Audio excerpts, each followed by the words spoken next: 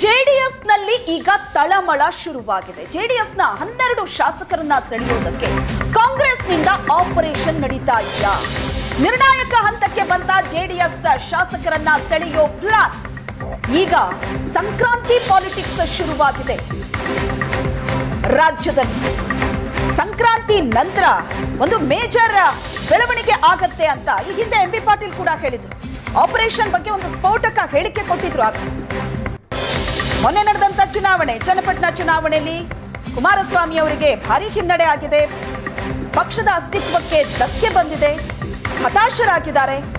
ಸಂಕ್ರಾಂತಿ ನಂತರ ಪಕ್ಷದಲ್ಲಿ ಎಷ್ಟು ಶಾಸಕರು ಉಳಿತಾರೆ ನೋಡೋಣ ಅಂತ ಹೇಳಿಕೆ ಕೊಡೋದ್ರ ಮೂಲಕ ಆಪರೇಷನ್ ಸುಳಿವನ್ನ ಕೊಟ್ಟಿದ್ರು. ಈ ಹಿಂದೆ ಕುಮಾರಸ್ವಾಮಿ ಅವರು ಕೂಡ ಹೇಳಿದ್ರು, ನಮ್ಮ ಶಾಸಕರನ್ನ ಸೆಳೆಯೋ ಪ್ರಯತ್ನ ಕಾಂಗ್ರೆಸ್ನಿಂದ ಆಗ್ತಾ ಇದೆ ಅಂತ. ಹಾಗಾದ್ರೆ ಈಗ ನಿರ್ಣಾಯಕ ಹಂತಕ್ಕೆ ಬಂದು ನಿಂತಿದೆಯಾ?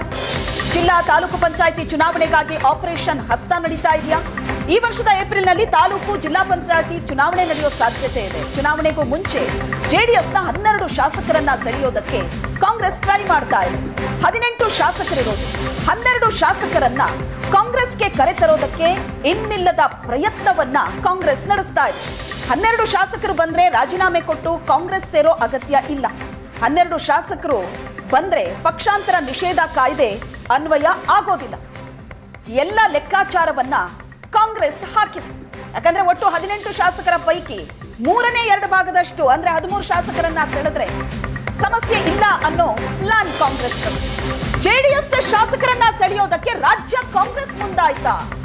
ಕಾಂಗ್ರೆಸ್ನಿಂದ ಆಫರ್ ಬಂದಿದೆ ಅನ್ನೋದನ್ನ ಕನ್ಫರ್ಮ್ ಮಾಡಿದ್ದಾರೆ ಜೆಡಿಎಸ್ ಶಾಸಕ.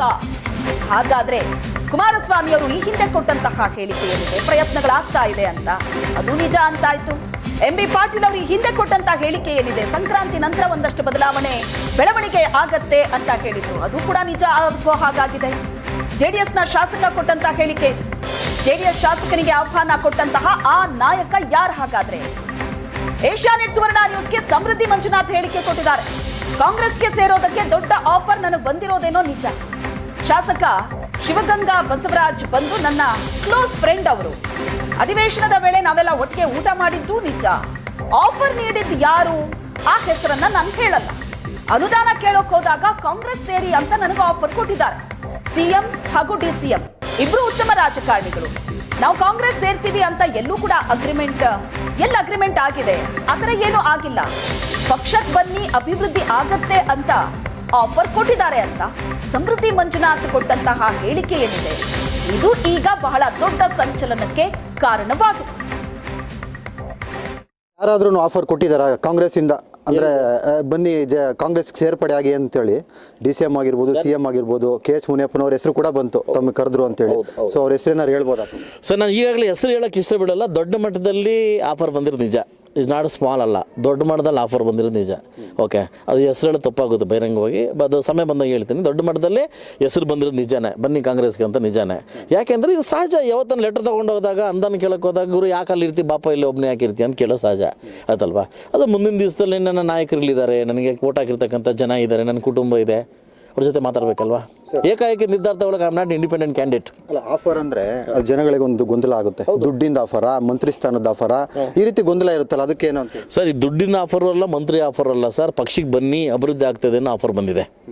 ಪಕ್ಷಕ್ಕೆ ಬನ್ನಿ ಅಭಿವೃದ್ಧಿ ಇವಾಗ ನಾನು ಒಬ್ಬನಿಗೆ ಎಲ್ಲ 224 ಕ್ಷೇತ್ರಕ್ಕೆ ಆಗ್ತಾ ಇಲ್ವೇ? ಆಗ್ತಾ ಇಲ್ಲ. 224 ಕ್ಷೇತ್ರದಲ್ಲೂ ಅಭಿವೃದ್ಧಿ ಆಗ್ತಾ ಇಲ್ಲ.